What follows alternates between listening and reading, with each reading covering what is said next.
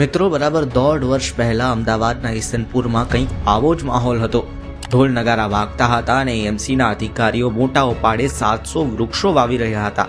વાહ, જાણે આખું શહેર ગ્રીન બનાવવાની હોડ જામી હતી. પણ સાહેબ, આ તો અમદાવાદ મ્યુનિસિપલ કોર્પોરેશન છે.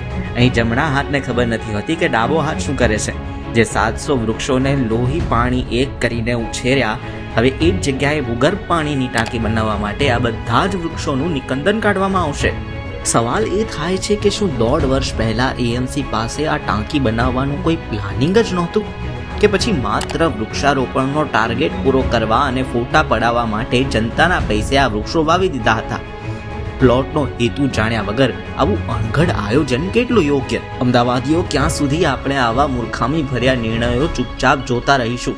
પહેલા વૃક્ષ વાવીને વાહવાહી લૂંટવી અને પછી વિકાસના નામે એ જ પર્યાવરણની કતલ કરવી, આ તે કેવો વિકાસ?